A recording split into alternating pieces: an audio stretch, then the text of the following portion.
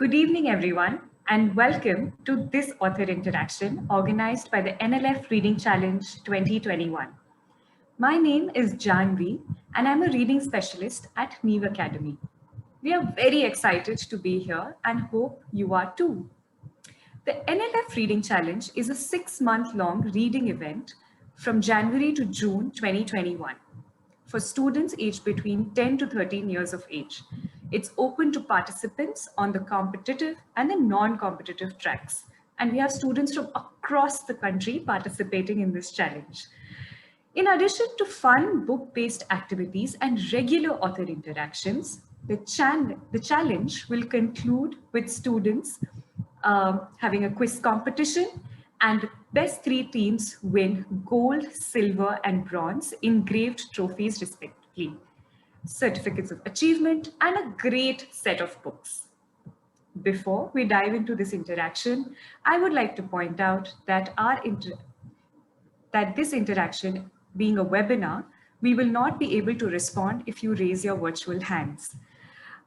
Please do type in your questions on the Q&A box. And in fact, if you have questions, please type off them right away. If you are a student, teacher, or a librarian, please do mention the name of your school along with your question. Before we begin, I wanted to say that we also want to acknowledge that our country currently is going through tough times, and we hope that these sessions are a small breather for everybody who's watching. We hope that by helping us think about characters in the books that we have loved, these sessions can possibly play a role in giving and viewing our own lives and world around us a little differently. Today, we have a very special guest with us, Frances Hardinge, whose book, The Deeplight, is part of the Reading Challenge, and most of us have read. Frances landed her first publishing contract on the strength of a manuscript that her friend Rhiannon Lasseter passed on to Macmillan. This came out as the novel Fly By Night. It won the 2006 Brandford Bose Award. Her 7th book, The Lie Tree, a Victorian murder mystery, went on to win the prestigious Costa Book Award of the year 2015 and the 2016 Boston Globe Horn Book Fiction Award, as well as the UK LA Book Awards. And the LA Times Book Award for the Young Adult Literature. Her most recent novel, Deeplight, has been nominated for the Carnegie Medal 2021.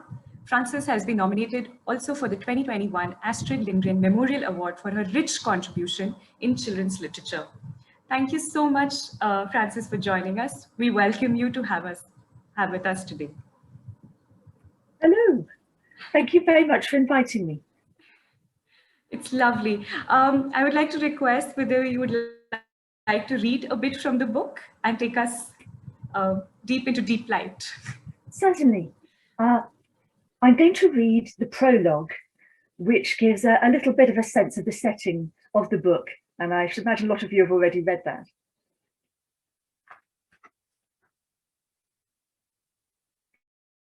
They say you can sail 1,000 miles along the island chain of the Myriad, from the frosty shores of the north to the lush, sultry islands of the south. They say that the islanders are like the red crabs that race along the shores, hardy, unpredictable, and as happy in the water as out of it. They say that the ocean around the Myriad has its own madness. Sailors tell of great whirlpools that swallow boats, and of reeking ice-cold jets that bubble to the surface and stop the hearts of swimmers. Black clouds suddenly boil into existence amid flawless skies. They say there is a dark realm of nightmares that lies beneath the true sea. When the undersea arches its back, the upper sea is stirred into frenzy. They say that the undersea was the dwelling place of the gods. They say many things of the Myriad, and all of them are true. The gods were as real as the coastlines and currents, and as merciless as the winds and whirlpools. the glass cardinal throttled galleons with translucent tendrils. Calmaddeth howled with a razor lattice instead of a mouth. Dollar lurched through the water. The hidden lady waited in the silent deeps, shrouded by her own snaking hair. Now and then, one would rise from the undersea and appear in the pale light of day, devouring schooners, smashing ports to flinders, and etching their shapes into the nightmares of all. Some of them sang as they did so.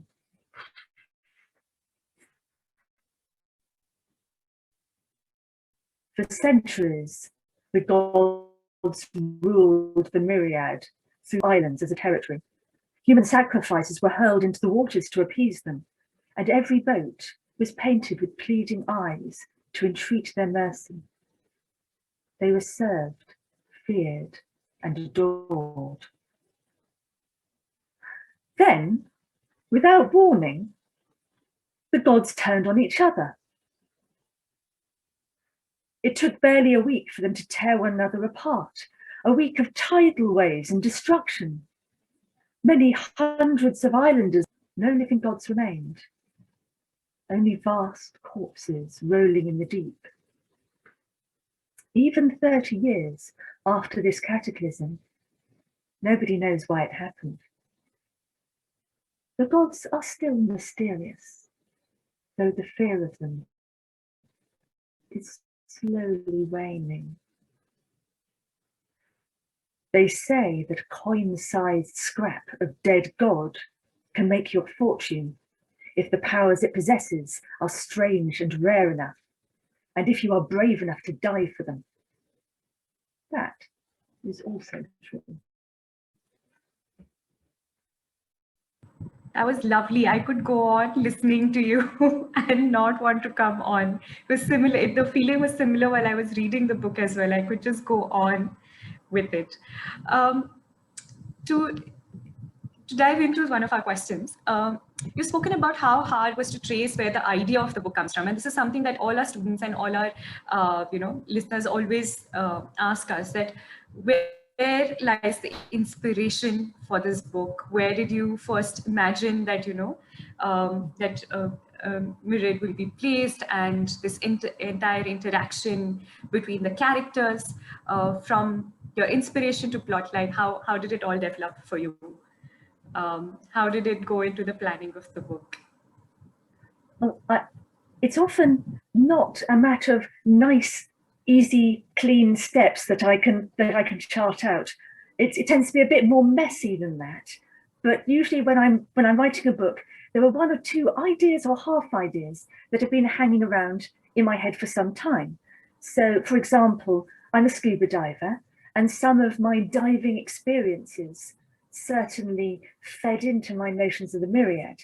I found out at one point about a really bizarre early submarine created by a man called Cornelius van Drebbel, which was created about 300 years ago and had oars, which I thought was fascinating. So I've been waiting for a chance to use that. I'm always fascinated by the deep sea, by legends of the deep sea, stories set in the deep sea. I have a mixture of fear and fascination in my reaction to it. So all of that has been hanging around in my head for years. And also, I'm fascinated by people's relationship to gods and the story of Ragnarok, for example, a story where all the gods die. And I always wondered what would happen to humanity if they survived the death of their gods. What happens then? That aftermath seemed more interesting to me. And these were all ideas that I gathered up together and started weaving together to create the myriad. Now, in terms of the actual order in which I brainstorm things, what I've just described in the prologue, the basic ideas of the setting, that came first. But I didn't flesh out all of the setting before moving on to the characters. After I have the basics of the setting, then I start to get a sense of my main characters. So I had an idea of Hark, his best friend Jelt, their problematic relationship, and the powerful and dangerous object they would find from quite early on. As I was brainstorming the rest of the setting, though, the details, that's where a lot of the other characters came from. I realised I was creating a setting where there might well be smugglers in submarines or retired priests who were a bit shell-shocked but had some dark and very important secrets. And there might well be people who are suffering a degree of hearing loss from having dived as deep as they do in substandard diving equipment. And there might well be experimental scientists developing new technologies from bits of dead God. And it seemed a waste not to make all of these into characters and include them in the book.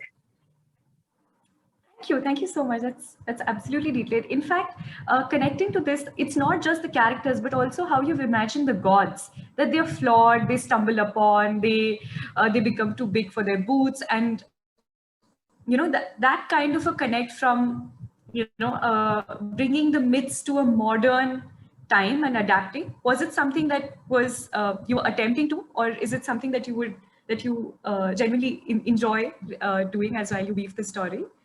Well, I think the way I portray the gods, it partly comes out of my fascination with the idea of the deep sea monster, but it's also born of my fascination with the way we as people react to power and powerful figures, and our reaction isn't always very healthy. We have this tendency to glamorize and idolize power and powerful figures, well, to worship them basically, and make excuses for them, and react as though their concerns and their needs and their tragedies are somehow more important than those who are less powerful. We obsess over royalty and celebrities and military leaders. History books have a tendency to describe people who actually use their power quite oppressively to kind of dominate and conquer people as being great. And I'm not sure this is actually a very healthy way to react, because some of these powerful people don't actually deserve that kind of worship or loyalty. And certainly the more unbridled power you give to any one person, the more likely it is to bring out the worst in them, the monstrous in them, if you like. And I guess this was an element that was being reflected in the way that I was showing not just the gods, but the way everybody else reacts to them. Thank you so much for that one. We have a bunch of questions which has come around the idea that students feel that you're a great storyteller. As they've heard you tell the story, and also as the writer, and your central character Hark is also a storyteller of sorts, where there is that journey that he takes. Is there a relationship that you have a personal connect with the main character Hark as a storyteller? And how is it that this writing of being a storyteller, and how does it translate to be an author? I think I am always fascinated by stories, and not just with telling stories myself, but their powers for good and evil. And both exist. I think ultimately stories justify their existence, but they can be abused. And Hark, in a way, shows both sides of the storyteller, because certainly at the start he's a con artist. He is someone who can tell a good story to get what he wants. Now, as it happens, he's not that bad a kid, so he's not spreading dangerous misinformation of the sort that we sometimes see in this world. He's trying to survive. But the other side of him being a storyteller is the fact that is empathy. The fact that he is always trying to understand and read other people, and he is fascinated by other people's stories. And this empathic side of him is very much the part that comes increasingly to the fore during the course of the story. But yes, that is absolutely a part of him. As for his relationship with Jelt, I've had a lot of feedback on that. You will be unsurprised to hear that many people hate Gelt. This does not surprise me. But I have seen that sort of manipulative, toxic dynamic play out, and I would prefer not to give any details of that, since, but I have some first-hand experience of seeing how that can happen, and it's been interesting hearing from some readers who have recognised it, who have said, "Ah, yes, I had a friendship like that," or I knew a couple of other people who had a friendship like that. They recognised Gelt, though I'm glad to say it sounds like their version of Gelt wasn't quite like the Gelt in the book. Otherwise, that would be a lot more worrying. That's true. That's true. In fact, that's one of the other things that really stood out for me in the book in terms of this characters' relationship building. That how, although based in a very mythical world, and it's a fantasy genre novel, you were still able to bring out very real relationships that are, which mostly, one may categorize as realistic fiction, where there are these mixture of things happening, but it still sits very strong in the fantasy genre. And how does this genre, inspire you, or is it again coming from your fascination for the deep sea, and thus the title? So what was that last sentence again? Sorry. Is it? Sorry, I meant that this writing in fantasy comes from your deep interest in the underwater world, and thus the title as well, Deeplight. Where did that arrive from? And which is also one of the students, one of the participants have asked us that how did this title arrive? How did you arrive at this title, Deeplight? Well, I'll deal with that part of things first. The thing is, quite often, the title will be sorted out last. And I know this sounds very strange, because when you're coming through a book, the title is what you meet first. So you sort of assume it's written first. Often, I will have a working title for my book, and this, and while I'm writing the book, this will be the working title. But quite often, my publishing company, who do know what they're talking about, will say, "Actually, I'm not sure this works. It doesn't really grab people, or it's too much like this other title that just came out." And so we'll have a brainstorming session over email, and they'll come up with some ideas, and I'll come up with loads of ideas, and we'll toss them to and fro until we have something that we all quite like. So I think the working title was originally Godheart, but it's a little bit of a spoiler, and we weren't quite sure about it. And in the end, Deeplight just sounded a bit more mysterious. It has the sense of something mysterious glimmering down from the deeps of the sea, and it just sounds a bit more atmospheric. So we liked that. Of my books so far, I think about 3 of them ended up with their working title. Oh, wow. All the others, there was this brainstorming and toing and froing between several people until we came across a title that we all liked. That's lovely. That's interesting to note. It's not just the book that goes through, or the plot that goes through a brainstorm, but even the title, and that's quite exciting. Diving a little more into these characters. While there are very real relationship traits that you have explored, there's also something that we noticed that you have taken into account of representation, where you have people with differences being represented. And as you've dedicated the book to one of your readers as well, Ella, is that Ella or is it Ela? Yes, Ella. Ella. And where did that, when did you arrive at that you would like this sort of a representation? Of course, the plot of it and the story of it naturally, it leads to something like that. And I wouldn't have, and I was really charmed by there is this sort of a representation, but this development of this inclusion, how did that come about? That was all thanks to Ella. Ella was a 13-year-old reader of mine, and she got in contact with me through a contact form on my website. And she'd sent me one or two messages before that I'd answered. And on this occasion, she contacted me and said, well, I'm a 13-year-old deaf girl. Have you ever considered including a deaf character in one of your books? Because there's actually a shortage of deaf characters in books written for my age group. And to my shame, I hadn't considered it before that point. And I thought, well, that is something that should have been on my radar.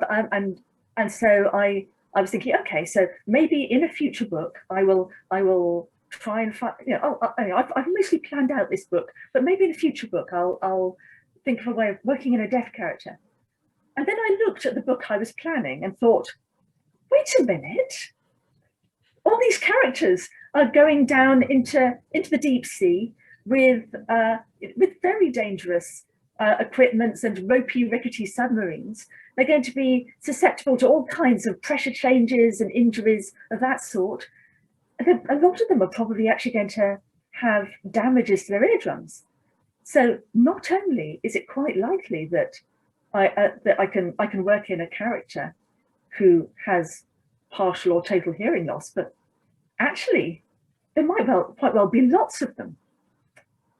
So then that set off a little avalanche of ideas in my head, and I came up with the Seekist, and then started to think in terms of a society that was used to quite a few of, quite a significant fraction of the populace having partial total hearing loss, and that treat them very much with respect and, in fact, admiration, and had adjusted and so that everybody knew sign language and so forth.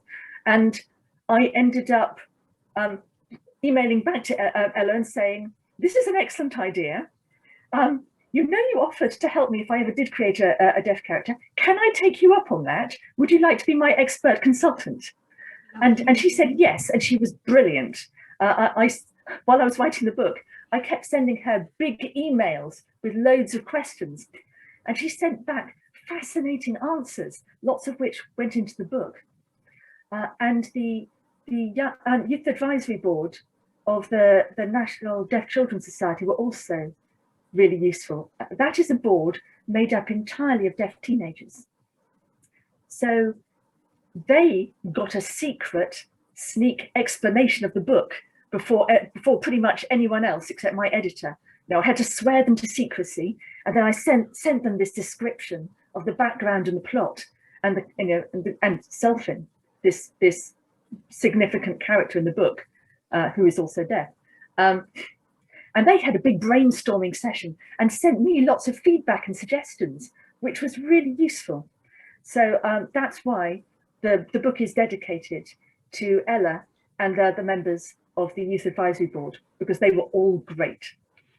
Thank you so much. That's so fascinating and just so inspiring for all our listeners in today and people who are watching. This actually leads to some of the questions that our audience members have asked. Shiraz Aga and Sahana have asked you about how did you craft these stories in terms of your research, because we know that you love research, and with this explanation we also know that you really pay attention to a lot of detail, from your detailing of the submarines, from getting details on characters of different representation. So what is your process like as you go on to write a book? I do a lot of research, and as you said, yes, I do really enjoy it. In fact, that can be a problem because one can fall down rabbit holes where you think, oh, this is interesting, and then you have to remind yourself that you can't research absolutely everything, and at some point you have to write the book. But yes, I did a lot of research into old-fashioned submarines of various sorts, which I changed and tweaked and made more bizarre. But the submarines in Deeplight are inspired by those strange early submarines. I investigated also real creatures of the deep. So some of the gods are partly based on genuine deep sea creatures. The swallower, for example, is based on a creature called the black swallower, which has an enormous jaw and this stomach that's sort of elastic. So it can actually basically swallow creatures that are bigger than it is, and then will just swim around with this stretched stomach with a larger fish inside it. And this seemed grotesque and freaky. So I thought, yes, I definitely want a god based on this one. Yes, you find yourself researching all these odd little things. And of course, in some cases, you are inventing and fleshing out a world, and there you have to make sure that you are being consistent in the way that you describe things. If you're creating a new technology, you have to make sure that the rules of that technology remain consistent. God glass must always react the same way. It must retain the same weaknesses and the same strengths. So in terms of research for a book, I do a lot of research beforehand because it gives me ideas for characters and plot and places. But while I'm writing the book, I am also doing a little bit more research here and there, because I come to a certain stage and think, I'm less sure about this. How would this work? And then I may contact somebody or read up on it or go somewhere and try something. Not all my research is a matter of reading or talking to people. In previous books, I have sometimes scrambled around on active volcanoes as research. I have floated down underground rivers with a tie around my waist for research.